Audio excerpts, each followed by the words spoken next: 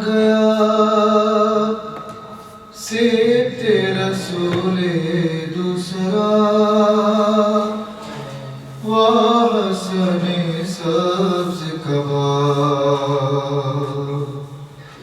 کلمہ گویوں نے کیا خوب کیا وعدہ وفا وحسن سبز قبا وقت رخصت تیرے نانا نے وصیت کی تھی اس پہ تاکید یہ کی اس پہ تاکید یہ کی اہل بیت اور کلام اللہ ہے بس میرے سوا وحسن سبز قبا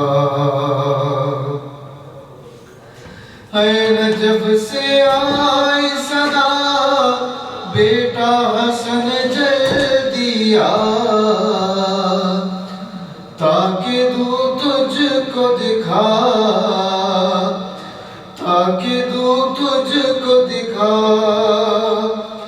تیر مارے تجھے چلنی ہے کلیجہ میرا وحسن سبز قبا بے گناہ مارا گیا سبت رسول دوسرا وحسن سبز قبا اے فاطمہ زہرا کی یوں خلد سے آتی تھی صدا تو ہی شاہد ہے خدا تو ہی شاہد ہے خدا چکیاں پیس کے بعد لاتا جسے وہ نہ رہا وحسن سبز قبا بے گناہ مارا گیا سبت رسول دوسرا وحسن سبز قبا تیرے تابوت پہ کس واسطے مارے گئے تیر اے مسلمانوں کے پیر اے مسلمانوں کے پیر کلمہ پڑھتے نہ تھے جد کا تیرے اہل جفا وحسن سبز قبا بے گناہ مارا گیا سبت رسول دوسرا وحسن سبز قبا بھائی کی لاش پہ رو رو کے یہ زینب نے کہا آرزو تھی بھیا آرزو تھی بھیا کاش عبداللہ قاسم کو بناتے دولہا وحسن سبز قبا بے گناہ مارا گیا سبت رسول دوسرا وحسن سبز قبا کلمہ گویوں نے کیا خوب کیا وعدہ وفا وحسن سبز قبا محمد محمد صلوات اللهم صل على محمد وآل محمد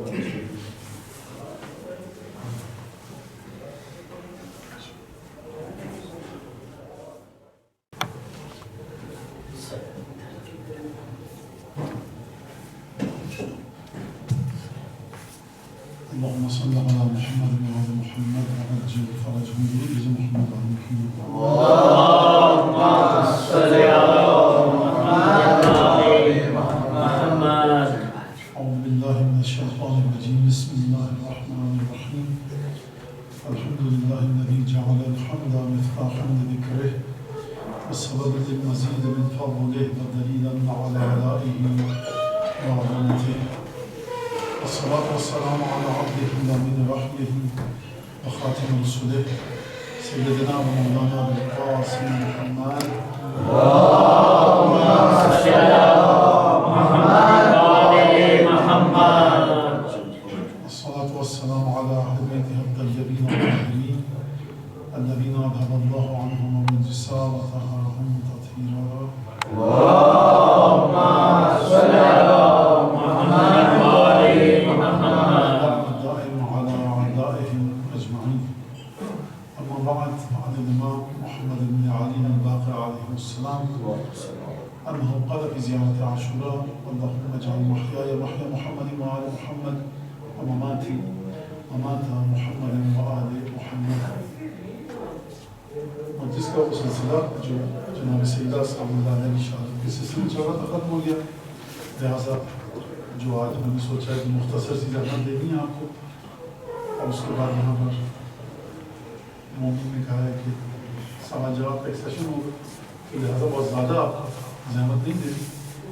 زیارت عاشوراء میں جملہ ہے جو آپ سب کو یاد ہے، آپ سب پڑھتے ہیں: اللہم اجعل محیائی محیا محمد وآل محمد ومماتی ممات محمد وآل محمد.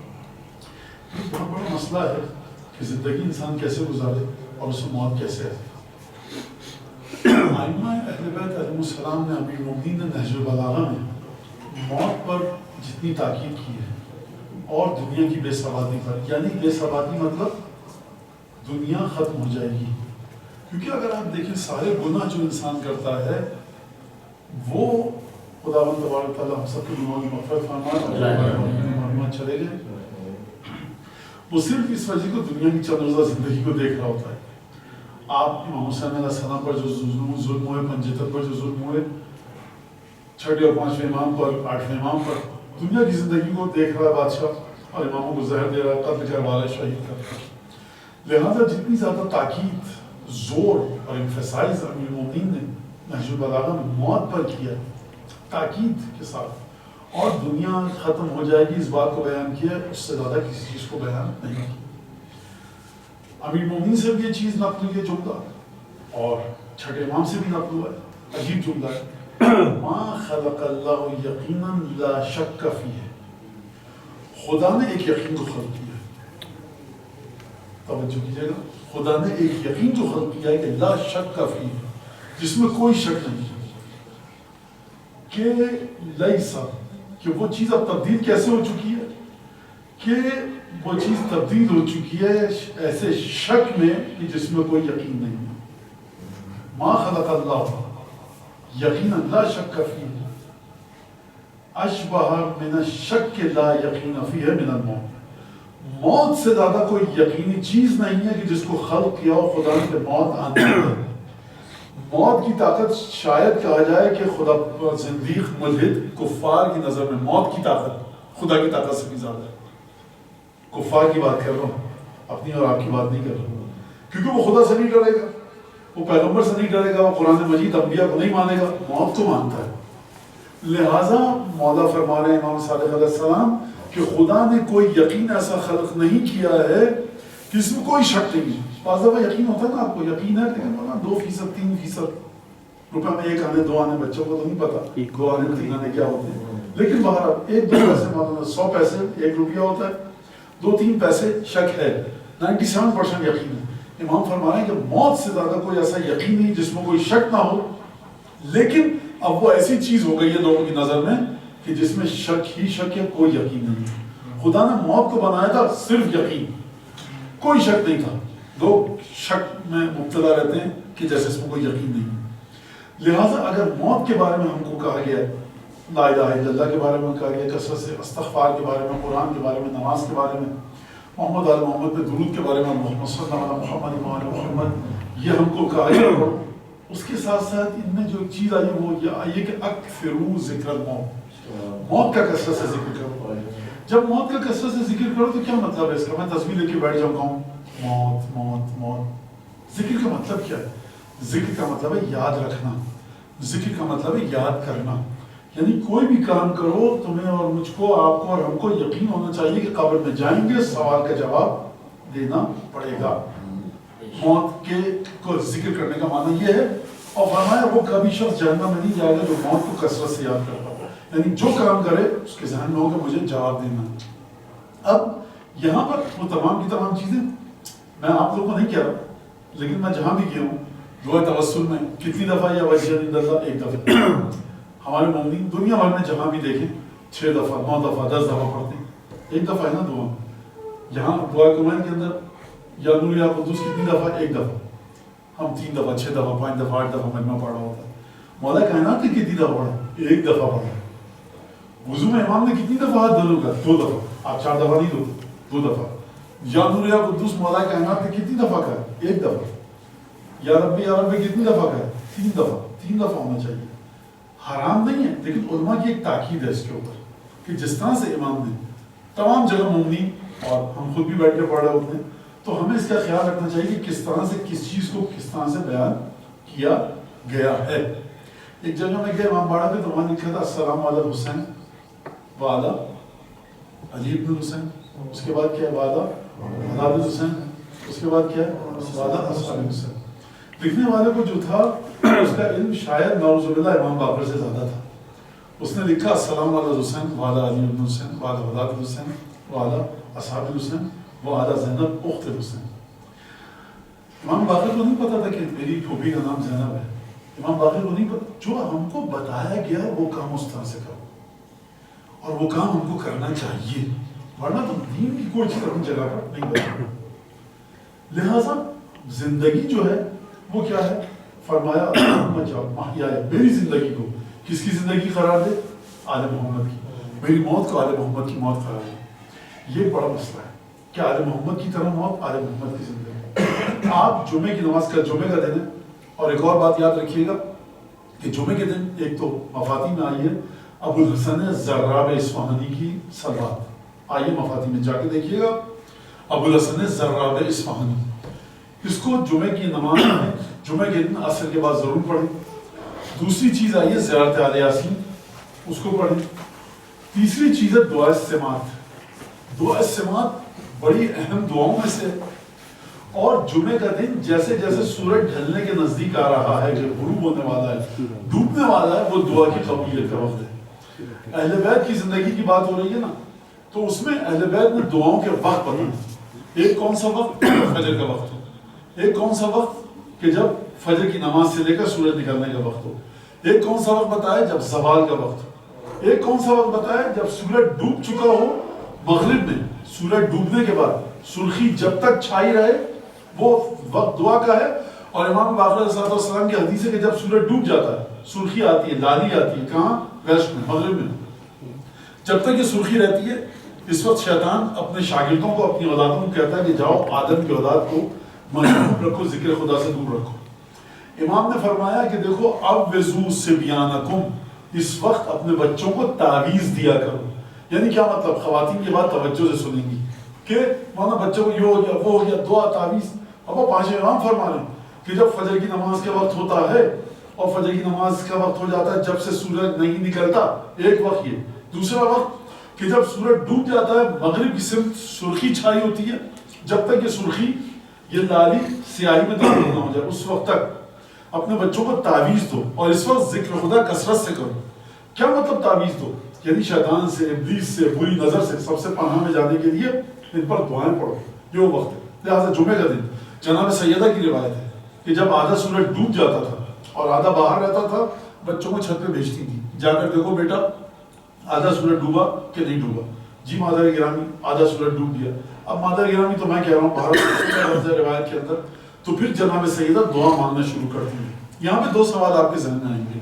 سیدہ کسی کی محتاج ہے، ان کو پتہ نہ چلے کہ سورج کب ڈوبا کب نکلا، جس کا شوہر سورج کو اشارے سے پلٹائے اور لے آئے۔ تو یہ بیوی چاہتی یہ تھی، لگتا یہ ہے کہ تاریخ میں روایت رہ جائے اور مومن تک یہ روایت پہنچے اور ہمارے شیعہ چاہنے والے اس وقت کا احترام کریں جب سورج آدھا ڈوب جائے۔ دوسری چیز کیا کہ بتائیں کہ دیکھو اس وقت دعا مانگنے کی بڑی فضیلت ہے۔ یہ روایت بخاری اور مسلم میں بھی ہے، صحیح بخاری میں بھی ہے، اور یہ روایت ہمارے یہاں بھی ہے۔ کیا روایت ہے؟ ان للہ فی یوم الجمعۃ ساعۃ لا ترد فیہ دعاء، خدا کے پاس جمعے کے دن، خدا کے علم کے مطابق جمعے کے دن ایک گھڑی ایسی ہے جس میں کوئی دعا خدا لوٹاتا نہیں ہے۔ حدیث ختم ہو گئی بخاری کی۔ لیکن گھڑی وہ ہے کون سی، یہ آپ کو وہ بتائے گی بی بی کہ جس کے شوہر کے اشارے پہ سورج چلتا ہے۔ جناب سیدہ نے اپنے عمل سے بتایا کہ جو بخاری میں حدیث ہے اور جو ہمارے یہاں بھی روایت نقل ہوئی ہے، یہ کون سی گھڑی ہے؟ جب جمعے کا سورج آدھا ڈوب جائے۔ ایک اور وقت آیا ہے جو روایت میں بتایا ہے، جناب سید علی خان شیرازی نے ایک کتاب ہے الکلم الطیب، یہ بڑی بہترین کتاب ہے اعمال کی دعاؤں کی، اور سید علی خان شیرازی بہت بڑے عالم فقیر مجتہد گزرے ہمارے 250 ساڑھے 300 سال پہلے۔ انہوں نے کتاب دیکھی الکلم الطیب جس میں دعاؤں کے بارے میں لکھا ہے۔ اس میں انہوں نے لکھا ہے کہ اگر مولانا زوال کے وقت دکان میں ہوتے یاد نہیں رہتا، صبح کی نماز کے وقت اپنی دعائیں پڑھنی ہوتی یاد نہیں رہتا، یہ ہوتا ہے۔ تو انہوں نے کہا کہ سب سے زیادہ سکون کا وقت کیا ہوتا ہے؟ رات کا وقت۔ انہوں نے کہا کہ روایت آئی ہے چھٹے امام کی، اس کو خوب توجہ سے سنیے گا، اور اگر مجلس کے بعد پوچھنا چاہیں شرمائیے گا مت پوچھنا ہے، امام کی حدیث ہے، آپ کا حق ہے، آپ کے امام کا تحفہ آپ کے لیے ہے۔ مولانا کیا تھی حدیث؟ دوبارہ بتائیں۔ چھٹے امام کی حدیث ہے کہ السدس الاول من النصف الاول، رات کے 2 حصے کرو، امام فرما رہے ہیں رات کے 2 حصے کرو، آدھے آدھے۔ رات کب ہو رہی ہے آج کل؟ 6:15 بجے۔ ختم کب ہو رہی ہے؟ رات 4:30 بجے، فجر کی اذان 4:30 بجے ہوئی، تو 6:15 بجے سے 4:30 بجے کتنے گھنٹے ہو گئے؟ اب وہ آپ گھنٹے لگائیے۔ میرا حساب اتنا اچھا ہوتا تو میں ممبر میں نہیں بیٹھا ہوتا، کوئی اچھا کام کر رہا ہوتا۔ آپ کے مولانا یہ بھی اچھا کام ہے تو اچھا کام، لیکن آپ لوگوں کی دعاؤں سے اچھا ہے، امام کی حدیث کی وجہ سے اچھا ہے، امام کی حدیث سے بتا رہا ہوں، لیکن یہ کہ اتنا جلدی میں کیلکولیٹ کر کے نہیں بتا سکتا۔ تو 6:15 بجے سے لے کر 4:30 بجے تک، ٹھیک ہے، اس کو آدھا کیجئے۔ فرض کیجئے کہ کتنے بجے ہوں گے؟ 10 گھنٹے 10 گھنٹے ہو گئے۔ 10 گھنٹے کا آدھا کتنے گھنٹے ہوتا ہے؟ 5 گھنٹے 5 گھنٹے۔ آپ مجھ سے بعد میں ملیے گا، آپ نے کیا کیسے، یہ معجزہ دکھائے کیسے؟ 5 گھنٹے 6:15 بجے سے 5 گھنٹے لگائیے آپ، 7:15 8:15 9:15 10 11:15 11:15 کے بجے کے بعد امام فرمایا سیکنڈ ہاف شروع ہو رہا ہے۔ سیکنڈ ہاف کو 6 حصوں میں بانٹو اور پہلا چھٹا حصہ اس کے اندر دعا کا وقت ہے۔ توجہ فرمائی آپ نے، یعنی 11:15 بجے سے لے کر اور 4:30 بجے تک اس کو 6 ایکول پارٹس میں بانٹو۔ جب 6 ایکول پارٹس میں بانٹیں گے، جو سب سے پہلا پارٹ ہے وہ بہترین دعا کا وقت ہے، ٹھیک ہے۔ ایک تو یہ بات ہوگی۔ تو اہل بیت کی زندگی، محمد آل محمد کی زندگی بھی، موت بھی ان کی طرح۔ صبح کو کل آپ پڑھیں گے، ایک روایت اور آئی ہے ہمارے پاس، وہ روایت ہے کہ جو ہر فجر کی نماز کے بعد ہر روز، اور جمعے کے دن بہت زیادہ تاکید ہے، کیا پڑھے گا؟ 100 دفعہ صلوات، اور اس کے بعد کیا پڑھے گا؟ وعجل فرجہ۔ خدا روایت ہے ہمارے پاس کہ 20 حاجتیں دنیا کی، 20 حاجتیں آخرت کی خدا اس کی پوری کرے گا۔ اور امین المومنین علیہ الصلوۃ والسلام سے روایت، یہ درود پڑھے محمد آل محمد،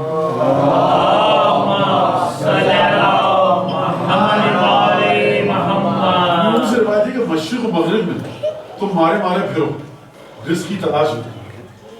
کیا فرمایا؟ مشرق و مغرب میں تم مارے پھرو رزق کی تلاش میں۔ اس سے بہتر یہ ہے کہ صبح کی نماز کے بعد بیٹھو، ذکر خدا کرو، تسبیح، تقدیس، تحریر، استغفار، سورج نکلنے تک۔ یہ بہتر، یہ زیادہ امپیکٹ اور ایفیکٹ رکھتا ہے اس سے کہ تم مشرق و مغرب میں مارے پھرو۔ دکان کھولنے کا کیا حکم ہے؟ جب دکان کھولو تو بازار میں سب سے آخری آدمی ہو تم جو دکان کھولو۔ دکان جب کھولو، اب کراچی والا اگر کوئی ہوگا تو وہ دن کے 2 بجے کھولے گا دکان، کیونکہ کراچی کی مارکیٹ کھلتی ہے دن کے 12 بجے۔ یہ افریقہ والوں کو بڑی حیرت ہوتی ہے کہ 12 بجے، بھائی ہمارا شہر ایسا کیا کرے، سب چیزیں اس کی الٹی ہو چکی ہیں، تو 12 بجے دکان کھلتی ہے۔ تو شاید امام یہ فرما رہے ہوں، وہ جو نارمل انسانوں کی طرح سے جو شہر کے قوانین ہیں، تمہارے شہر کا قانون کوئی بھی صحیح نہیں ہے، تو کراچی والے مجھے بعد میں ناراض ہوں گے۔ دیکھیں میں اپنے شہر کے بارے میں تو کہہ سکتا ہوں نا، جو بھی بڑائی اچھائی ہے، تو ناراض ہوں آپ لوگ، عجیب قانون نہیں ہے، عجیب مسئلہ ہے۔ 12 بجے کوئی دکان 1 بجے کھلتی ہے، بہرحال تو یہ جو سلسلہ ہے کہ دکان سب سے آخر میں کھولو جا کر بازار میں اور سب سے پہلے بند کر کے آؤ، اول وقت نماز پڑھنے کا حکم دیا ہے، تمام کی تمام چیزیں. یہ اہل بیت کی زندگی جو یہ بہت سادے سے قوانین ہیں. جب توڑ کر کوئی چیز دو تو زیادہ دو مستحب ہے، اور اگر خریدو تو اس کا وزن کم کر دیا. اب یہ ہر جگہ پہ نہیں ہے، ہر جگہ پر یہ کہاں پر دال چنا آپ دینا پرچون کی دکان سے، بڑی بڑی ڈیلنگز اگر ہیں اس میں اگر آپ نے کم کیا تو لاکھوں ڈالر کا نقصان ہو جائے گا. تو یہ بات جو وہاں پہ جو روایت سمجھ میں آتی ہے کہ وہاں پر ہے جب پر آپ چیزیں لین دین کر رہے ہیں. لہٰذا آل محمد کی زندگی کو اگر آپ دیکھیں تو بڑی عجیب ہے.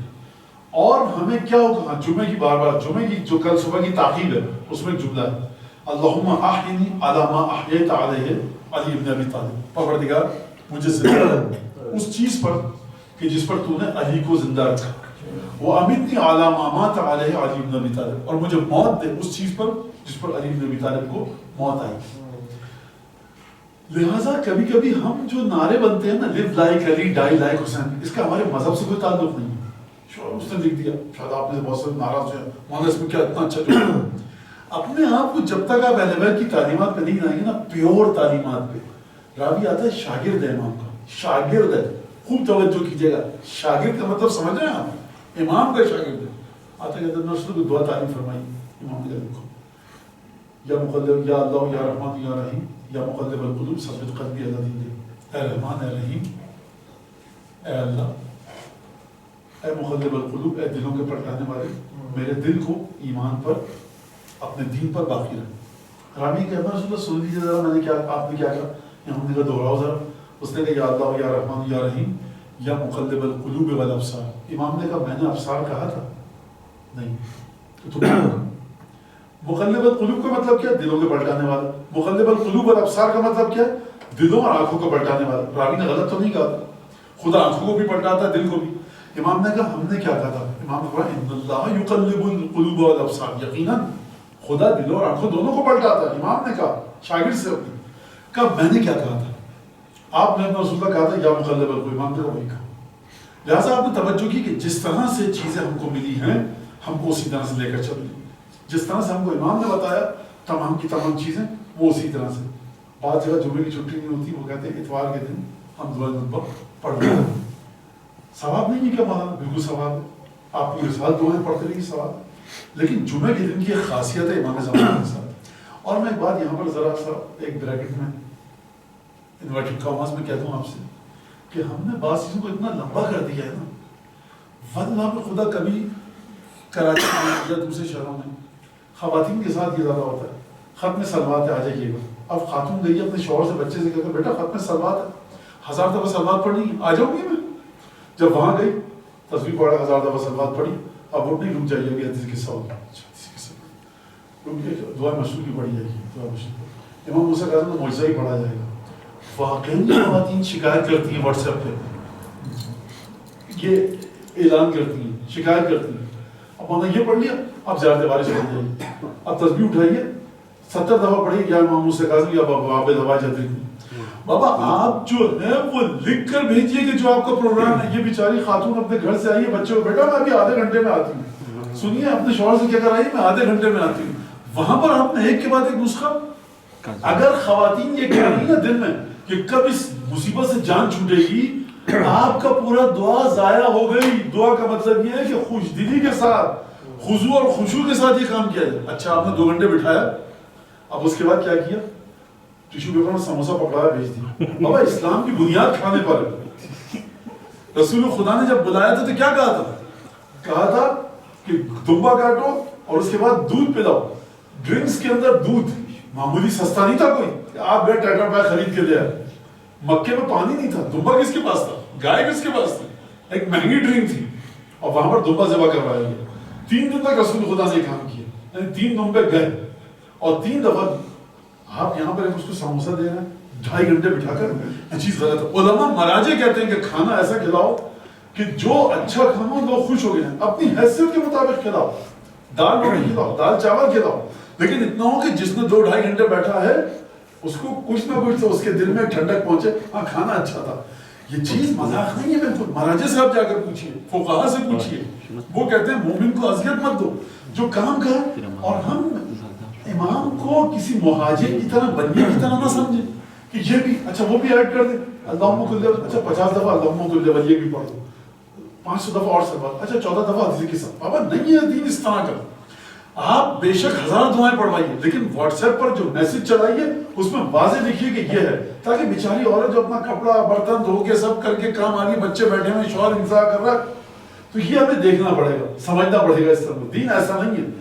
آپ کی جیسی کیفیت نکلی, جیسی کیفیت. امام حسین طرما آیا امام کے پاس, کہا رسول اللہ, کوفے میں جب عراق میں انٹر ہوئے امام سعودی عرب حجاز کے ساتھ, وہاں پہ تبلیغ اس نے بولا آپ کہاں میں جا رہا ہوں, کربلا کوفے جا رہا ہوں. کہا یہ کیا واقعہ بتایا امام نے, یہ سلسلہ خط لکھا ہوں میں جا رہا ہوں. کہا کہ امام نے کہا کہ میں ایسا چلنا چاہتا ہوں. کہا رسول اللہ میرے بچے جو ہے نا گھر میں اکیلے ہیں, ان کو سامان دے کے آنے ہیں مجھے, ان کے پاس دال چاول گھی شکر نہیں. امام نے کہا جلدی جاؤ فوراً آنا کہ دیر نہ ہو جائے. تو رما کہتا ہے کہ میں گیا, اور روایتیں مختلف ہیں, جو روایت زیادہ ملتی ہے کتابوں میں, کہ جب میں گیا واپس آیا تو واقعہ کربلا ختم ہو چکا تھا. یعنی امام سے اس نے کہا کہ گھر والے میرے اکیلے ہیں, ان کو چیزیں دے کر آ جاؤں پھر آپ کے ساتھ. امام نے کہا جلدی جاؤ دے کر آؤ. یعنی زبردستی کا کوئی کام امام حسین علیہ السلام شہداء کربلا کو زبردستی لے کے نہیں گئے. اور کہا کہ اس سے اگر تجھے میرے کانوں میری آواز تیرے کانوں میں آئے گی صبح عاشور عصر عاشور, اور تو نے میری مدد نہیں کی, تو جہنمی ہو جائے گا. لہٰذا مجھے چھوڑ کے جانا ہے, تو عصر عاشور سے پہلے چھوڑ کے چلے جاؤ, اتنے دور جاؤ کہ میری آواز آ نہ سکے. امام حسین زبردستی نہیں کر رہے, جو ہمارے ساتھ چلنا چلے. لہٰذا دین کا کام زبردستی کے ساتھ نہیں, لیکن بعض چیزیں ہوتی ہیں ہمیں ریئلائز کرنا ہے. ہم ایک کمیونٹی میں رہ رہے ہیں, ہماری پاپولیشن جیسے یہاں پہ 50 60 70 لوگوں پر ہے, رسپانسبلٹیز بٹیں گی, مجھے کوئی رسپانسبلٹی لینی پڑے گی. اگر میں کام کر سکتا, مجبوری ہے تو روزہ بھی اٹھا دیا خدا, مجبوری ہے تو حج بھی اٹھا دیا انسان پر سے. لیکن ایک چھوٹی کمیونٹی میں جہاں مومنین ہے, ایک دوسرے کے حقوق کو دیکھنا چاہیے. باہر چلیے دوبارہ اس طرف کہ فرمایا کہ پروردگار مجھے موت دے اس پر جس پر تو نے علی بن ابی طالب کو موت دی, اور مجھے زندگی دے اس چیز پر جس پر تو نے علی بن ابی طالب کو زندہ رکھا. اب یہ دوبارہ آئیے زیادہ شروع کے جملے کی اللہم میری زندگی کو آل محمد کی زندگی قرار دے, میری موت کو آل محمد کی موت قرار دے. جس طرح سے وہ مرے میں مروں, اور جس طرح سے وہ جیے انہوں نے زندگی گزاری میں زندگی گزاروں. تو اس کا مطلب کیا ہے کہ ہمیں ہر وہ چیز دھیرے دھیرے آہستہ آہستہ اپنی زندگی میں ایڈاپٹ کرنی چاہیے کہ جو آل محمد کی زندگی تھی. جس طرح سے آل محمد جو کام کرتے تھے, اگر مہمان کو بلاؤں تو میرے سامنے روایت ہونی چاہیے کہ مہمان کا احترام کیا ہے. اگر کھانا پکاؤں تو مجھے پتا ہونا چاہیے کہ مہمان کے لیے کھانا کس طرح سے پکتا ہے. اگر میں بیمار کی عیادت کے لیے جاؤں تو میرے سامنے عیادت کی روایات ہونی چاہیے کہ جب کسی مریض کی عیادت کے لیے جاؤ تو اتنا لمبا مت بیٹھو کہ وہ کہا کہ خدایا آئندہ میری عیادت کے لیے کوئی نہیں. ایک بہت بڑا عالم تھا, تاریخ میں گزرا, نام نہیں لکھا ہوا اس کا کتاب میں, اس کے پاس شاگرد آئے ملنے کے لیے, بیمار تھا, بیٹھے 3 4 5 گھنٹے بیٹھ گئے. کہا استاد کوئی نصیحت اگر ہو تو بتائیے. کہا اب آئندہ کسی کی عیادت کے لیے جاؤ تو کم بیٹھنا. لہٰذا عیادت کے لیے جائیں مگر یہ کہ بیمار کو پتا ہو, آپ کو پتا ہو کہ بیمار میرے بیٹھنے سے خوش ہوگا. لہٰذا چھوٹی سی چیز, واٹس ایپ گروپ پر ہم لوگ ہیں, ہم سب کوئی سا کسی گروپ پر, کسی کے والد کا والدہ کا اللہ نہ کرے خدا نہ خاصہ انتقال ہو جائے, ابھی انتقال ہو گیا, زمانہ وہ آ چکا ہے کہ ہم ٹائپ بھی نہیں کر سکتے, گئے کاپی پیسٹ کیا انا للہ و انا الیہ راجعون, یہ نہیں بول سکتے. آواز اچھی لگتی ہے مومن کو مومن کی. بھائی اس گروپ پہ آپ کا خبر آئی والد کا والدہ کا انتقال ہوا, مجھے بڑا افسوس ہوا, مولا کے صدقے میں یہ ہو یہ ہو یہ ہو یہ ہو, دعائیں دیں اس کو اپنی آواز میں, آپ کی آواز جائے اس کے کانوں میں. یہ گئے انٹرنیٹ سے کاپی پیسٹ کر کے انا للہ آڑا ترچھا 4 پھولوں کے ساتھ, یہ چیز صحیح نہیں ہے. اب اسی گروپ کے اوپر ابھی اس نے کہا میرے والد کا انتقال ہوا ہے, 2 گھنٹے بعد کسی کو لطیفہ یاد ہے, اس نے لطیفہ بھیج دیا, اظہار الفرح عند المحزون من سوء الادب. امیر مومنین فرما رہے ہیں جو غمگین ہے اس کے سامنے خوشی کا اظہار کرنا یہ بری چیز ہے. آپ توجہ فرما رہے ہیں کہ کس طرح سے امیر مومنین تربیت کر رہے ہیں. 3 دن کے بعد جب کسی کا فاتحہ پڑھنے جاؤ تو اس کو یاد مت دلاؤ کہ تمہارے والد کا انتقال ہو گیا. خوشی بھی مت مناؤ, لیکن دوبارہ یاد آئے گا تکلیف ہوگی. لہٰذا یہ تمام کی تمام چیزیں آپ دیکھیے اصول کافی میں روایت موجود ہے. شہد آیا, مولا کا نام خلیفہ, شہد آیا, کپڑے آئے, روٹی, آٹا, گندم, جو. مولا کائنات نے کوفے کو 7 میونسپلٹیز میں بانٹا ہوا. ہر علاقے کو اس کا سامان دیا, شہد دیا, بچوں کو شہد دیا, ان کے باپا کو بچوں میں حصہ. کچھ یتیم بچے تھے, کہا کہ ان کو لاؤ اور اپنے ہاتھوں سے شہد چڑھاؤ, اپنے ہاتھوں سے. آدمی کہا کہ جن کے باپ موجود ہیں نا وہ اپنے باپ کے ہاتھ سے کھائیں گے, جو یتیم بچے یہ کس کے ہاتھ سے کھائیں گے. یہ چاہتا ہوں, میں چاہتا ہوں کہ ان کو احساس ہو کہ علی بن ابی طالب نے یعنی مولا نے ان کو اپنے ہاتھ سے شہد چڑھایا. آپ دیکھ رہے ہیں امیر مومن کیا نعوذ باللہ فارغ آدمی, اسپیئر ٹائم بہت زیادہ ہے, 1 سیکنڈ نہیں ہے علی بن ابی طالب کے پاس. اگر نماز ختم ہوگی کنواں کھودیں گے, کنواں کھود کے فارغ ہوں گے کھجور کے درخت لگائیں گے, کھجور کے درخت لگائیں گے, تربیت کریں گے شاگردوں کی, شاگردوں کی تربیت کی. بنو ہاشم کے ایشوز کو دیکھیں گے, بنو ہاشم کے ایشوز کو دیکھا. حکومت علی بن ابی طالب کے پاس وقت نہیں ہے, بڑا عجیب سا کام ہے, آپ بچوں کو شہد چڑھائیں. یعنی اہل بیت کی زندگی کو جا کر دیکھیے اور کس طرح سے اہل بیت نے ہم کو سکھایا. ایک چیز جو میں نے پہلے بھی یہاں پر بات کی لیکن پوری آپ لوگ مومنین نہیں تھے, کہ جس میں آخری چیز کہ خدا نے ان کو نعمتیں دی. مولا کائنات نہج البلاغہ میں فرماتے ہیں کہ نعمت جو خدا نے دی ہے اس میں خدا کا حق ہے, اس کو ادا کرو. اگر تم نے ادا کیا تو خدا اس نعمت کو مزید بڑھائے, اور اگر تم نے اس کو ادا نہیں کیا تو تم نے اس کو برباد ہونے کے خطرے میں ڈال دیا.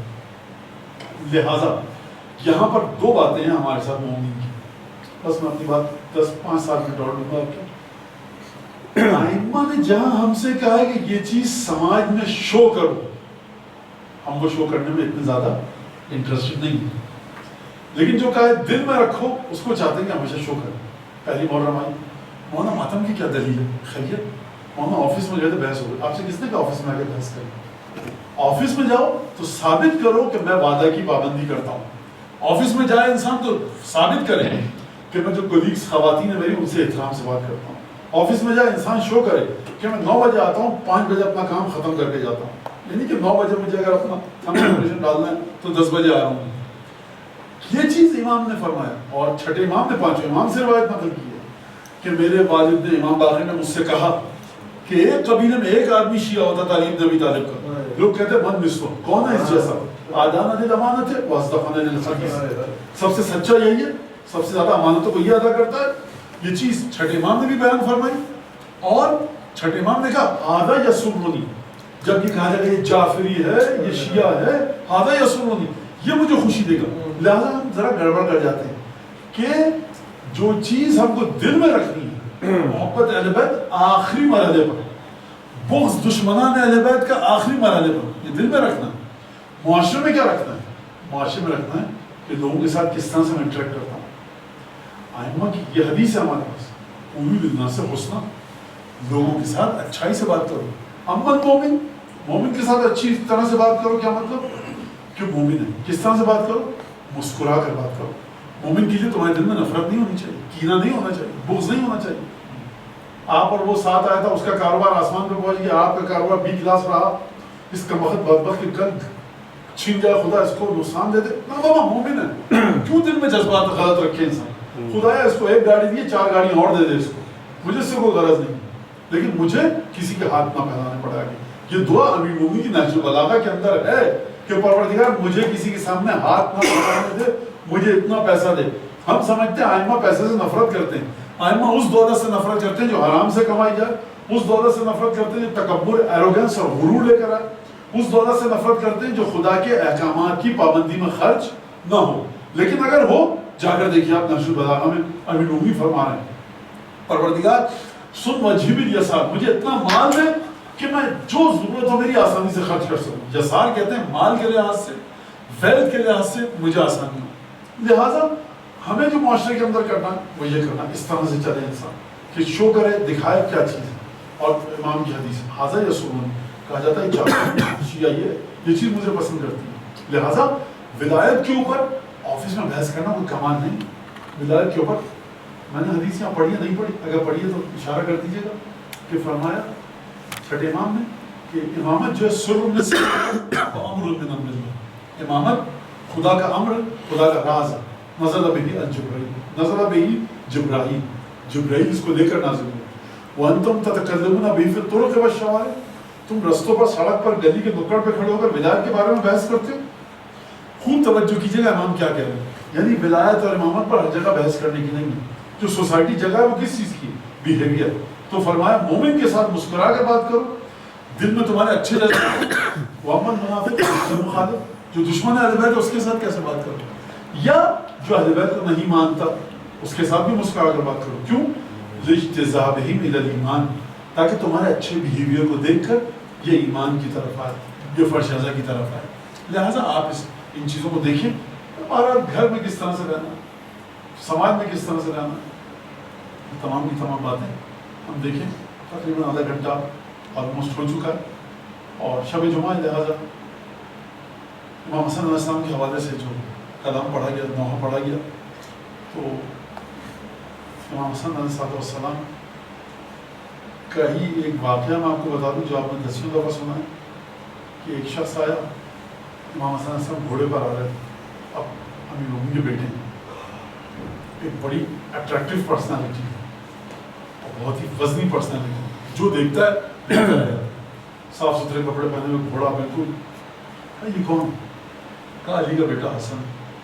جیسے اس نے علی بن ابی طالب کا بیٹا, اس نے مولا کائنات کو سب و شتم کرنا شروع کر دیا. سب و شتم کا مطلب آپ جانتے ہیں کہ ایک غلط لینگویج. وہ بولتا رہا اور امام حسن مسکراتے رہے.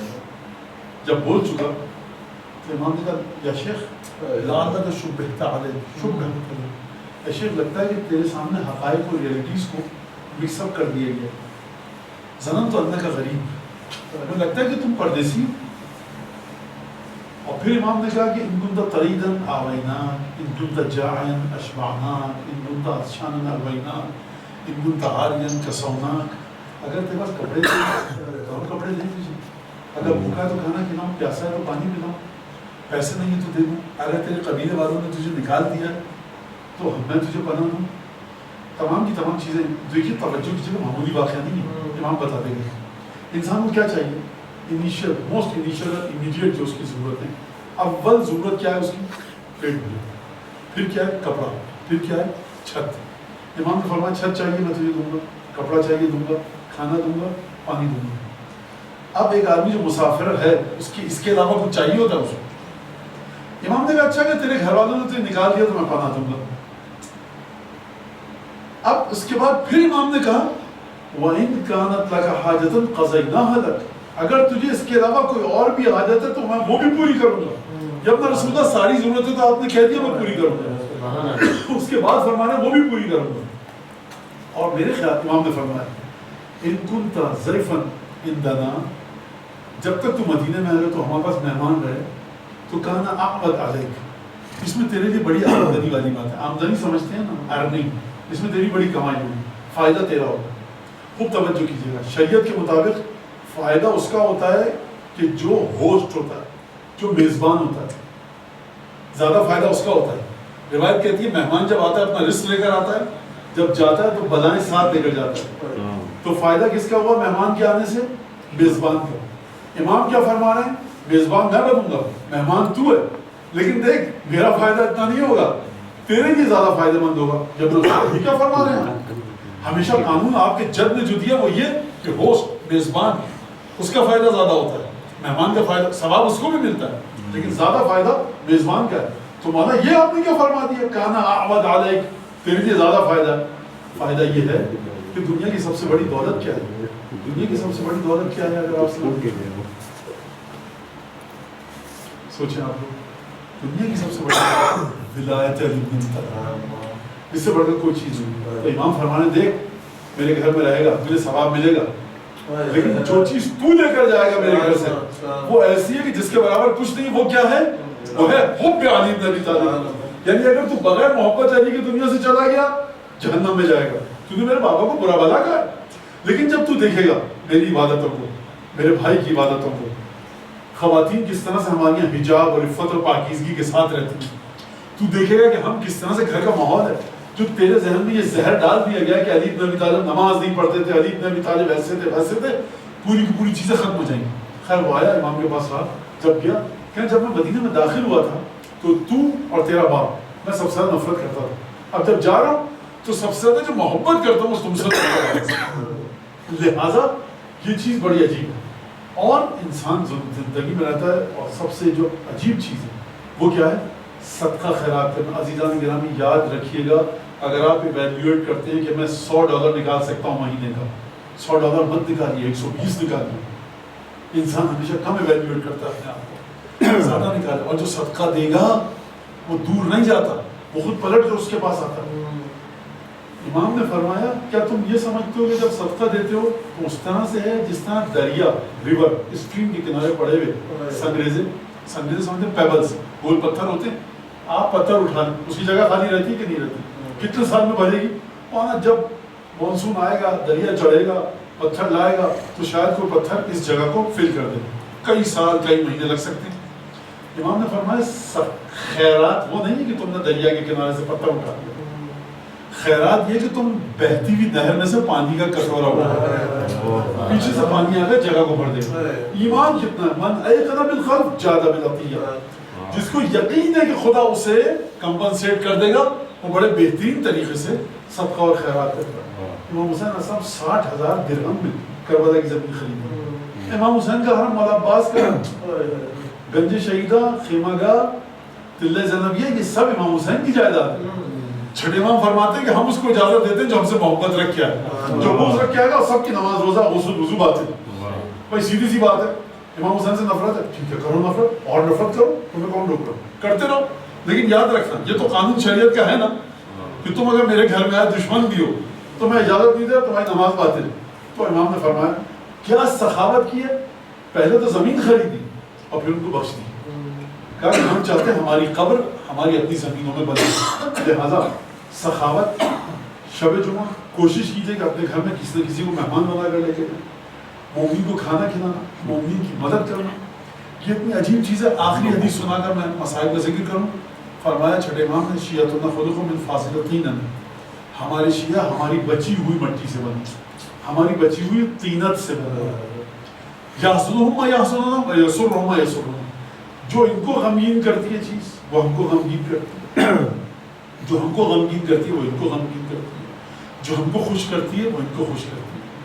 فَإِذَا أَرَادَنَا أَحَدٌ مِّنْهُمْ، لہذا جب تم شیعوں میں سے کوئی ہمارے ساتھ نیکی کرنے کا ارادہ کرے، فَلْيَقْصُدْهُ، اسے چاہیے ہمارے شیعوں کے ساتھ نیکی کرے، فَإِنَّهُمُ الَّذِي يَصِلُ مِنْهُمْ إِلَيْنَا، یہ ہمارے شیعہ وہ ہیں کہ جن کے ساتھ تم نیکی کرو گے تو یہ ہم تک پہنچیں گے۔ کاش امام صادق میرے شہر میں رہے ہوتے، آج سالن اچھا پکا ہے میں امام کو بھیجتا ہوں، برابر میں فلیٹ میں رہتا ہے شیعہ کہ نہیں رہتا ہے، اس کے گھر بھیجوں، یہ تو ایک عام سا مومن ہے۔ امام فرما رہے ہیں جو ہمارے شیعہ کے ساتھ نیکی کرے گا، نیکی اس کے ساتھ نہیں کر رہے تم، یہ ہم تک پہنچ رہی ہے تمہاری نیکی، لہٰذا خوب توجہ کیجیے گا اس بات کے اوپر اور سمجھیے گا اس بات۔ اور پھر اگر یہ نیکی ہو جائے رسول خدا کے دونوں بیٹے حسن حسین کے ساتھ، جناب زینب کے ساتھ، تو پھر کس مرحلے پر؟ لہٰذا امام حسن علیہ السلام کی مظلومیت واقعی عجیب ہے اور بڑی عجیب مظلومیت ہے۔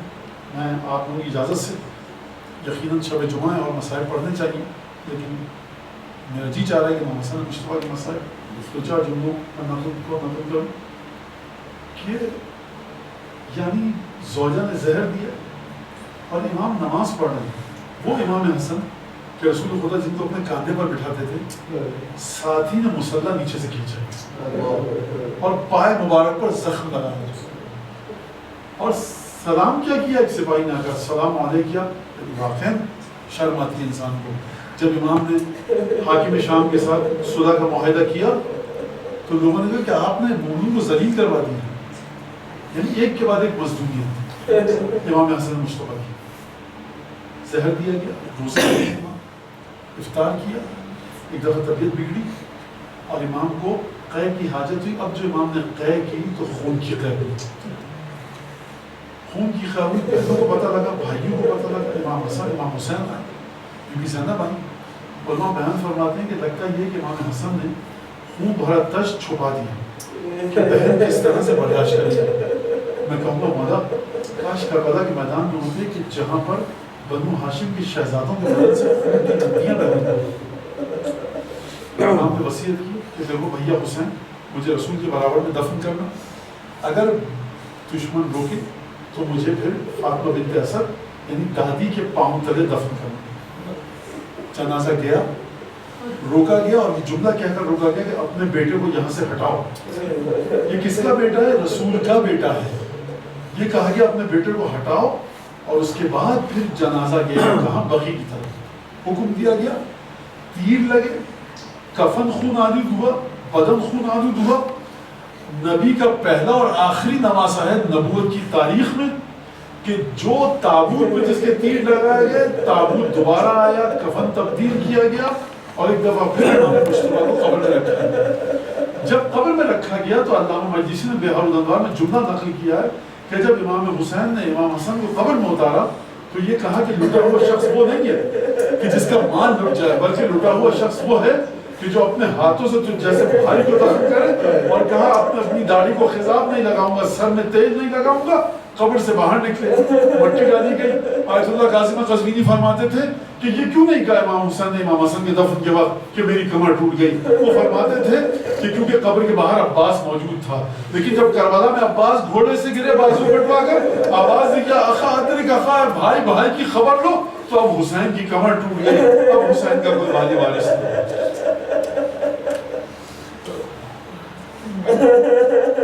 اللهم قد هدية الحجة ابن الحسن صلواتك عليه وعلى آله في هذه الساعة وفي كل ساعة وليا وحافظا وقائدا وناصرا ودليلا وعينا حتى تسكنه أرضك طوعا وتمتعهم فيها طويلا.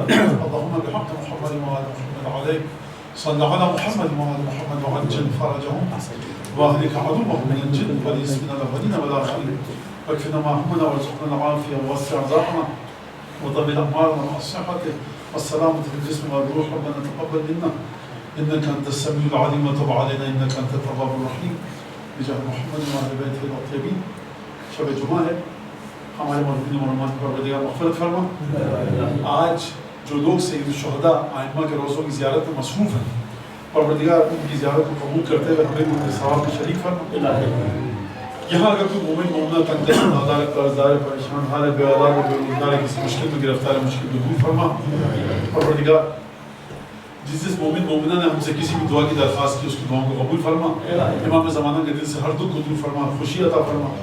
شب جمعہ ہے، استغفار کی عبادت کی توفیق عطا فرما. پروردگار سورہ یاسین، سورہ واقعہ کی تلاوت کی شب جمعہ کو توفیق عطا فرما. امام کی ظہور میں تعجیل فرما، ہمیں انصار و اعوان میں شمار فرما. پروردگار ہمارے ذوی الحقوق، اعزاء، اقرباء، والدین، سو سلام، نوحہ، مرثیہ پڑھنے والے، مجلس پڑھنے والے، جو لوگ اس دنیا سے جا چکے ہیں ان سب کی مغفرت فرما، اور جو زندہ ہیں ان کی توفیقات میں اضافہ فرما.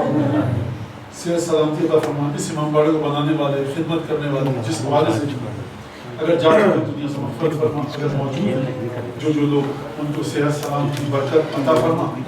پروردگار یہاں پر اگر اس مجمع میں کوئی تنگ دست ہے، نادار ہے، قرضدار ہے، پریشان حال ہے، بے اولاد ہے، بے روزگار ہے، مشکل میں گرفتار ہے، اس کی مشکل کو دور فرما، پریشانیوں سے نجات دلا. جو لوگ یہاں پر موجود ہیں، اپنے دل میں کوئی حاجت لے کر آیا ہے، کوئی مومن مومنہ، پروردگار غیب کا حال جانتا ہے، اس کی دعاؤں کو قبول فرما. شب جمعہ ایک دفعہ الحمد، ایک دفعہ قل اللہ پڑھ کے کل مرحومین مرحومات اور جو یہاں موجود ہیں خصوصاً کے مرحومین مرحومات کی نیت کریں. بسم اللہ الرحمن الرحیم. الحمد للہ رب العالمین مالک یوم الدین. صراط المستقیم صراط الذین انعمت علیہم غیر المغضوب عليهم ولا الضالين. هو الله احد الله الصمد الذي لم يلد ولم يولد ولم يكن له كفوا احد.